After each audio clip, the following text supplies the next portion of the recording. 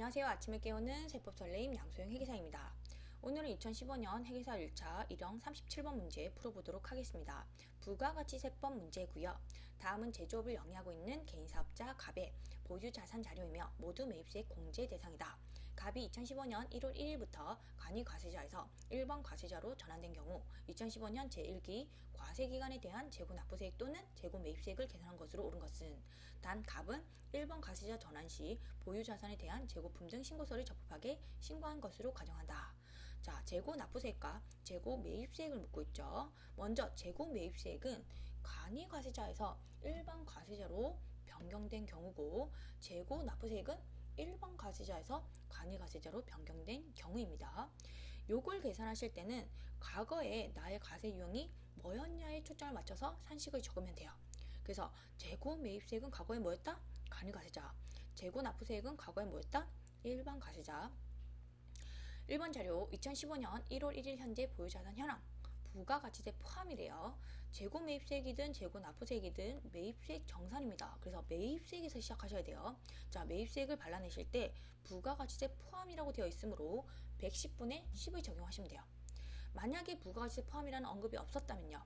재고매입세액은 과거에 뭐였다? 간이과세자. 그렇기 때문에 110분의 10을 적용하시면 되겠지만 재고납부세액은 과거에 뭐였다? 1번 과세자. 그래서 100분의 10을 적용하셔야 돼요. 자, 그렇지만 이 문제는 부가가치세 포함이라고 명시되어 있었으므로 110분의 10을 적용하시면 되겠다. 자, 표를 보시면 시가 나와 있고 장부가액, 취득가액 나와 있습니다. 어디다가 110분의 10을 적용한다? 취득가액에다가 적용하셔야 되겠죠. 자, 건물의 취득가는 2억 7,500만원. 여기다가 110분의 10을 적용하시면 매입세액은 얼마다? 2,500만원.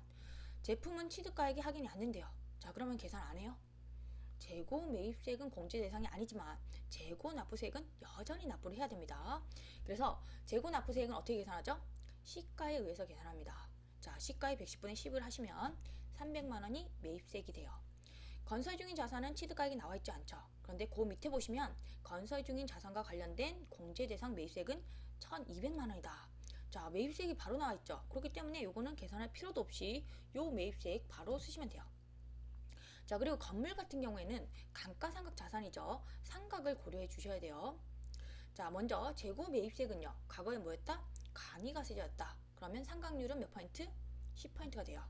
자, 몇 년이 지났나 따져보시면 되는데 취득일이 2013년, 지금이 2015년. 자, 2년이 지났죠. 그래서 경과된 과세기간의 수는 2가 됩니다. 자, 재고납부세액은요. 과거에 뭐였다? 1번 과세자. 상각률 몇 퍼센트? 5%. 경과된 과세기간의 수 계산해 보시면 4기가 됩니다.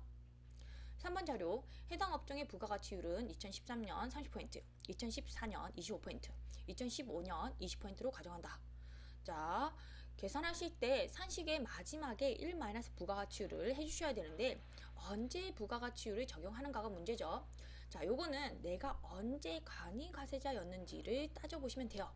재고납부세액은 지금 현재 간이과세자죠. 그래서 현재 부가가치율 20% 적용하시면 돼요. 그래서 재고납부세액은 20% 해서 1 20% 하시면 80%가 되는 것이죠.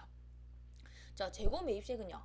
과거의 간이과세자였죠. 그래서 과거 시점에 부가가치율 적용하시면 되는데 과거 시점은 여러 개가 있을 수가 있습니다. 그래서 건물과 같은 감가상각 자산은요. 취득 시점이 속하는 과세기간에 부가가치율 적용하시는 겁니다. 그래서 건물은 2013년도 부가가치율 30%가 되는 것이고 1 30% 하시면 70%가 되고 그리고 나머지 재고품이라든지 건설 중인 자산은요. 변경 직전 과세기간에 부가가치율을 적용하시면 돼요. 그런데 제품 같은 경우에는 취득가가 확인이 안 되니 재고 매입세 공제 대상이 아니죠. 그래서 건설 중인 자산만 계산하시면 되겠고 자, 건설 중인 자산 직전 과세기간이 2014년도죠. 그래서 1 25% 하시면 75%가 됩니다. 자, 이제 문제풀이 들어가도록 하겠습니다. 자, 먼저 제품은 취득가액이 확인되지 않죠. 그렇기 때문에 재고 매입세액 공제 대상이 아닙니다. 재고 납부세액만 계산하시면 되고요. 자, 그리고 재고 매입세액이든 재고 납부세액이든 매입세액 정산이죠. 그래서 매입세액에서 시작하셔야 돼요.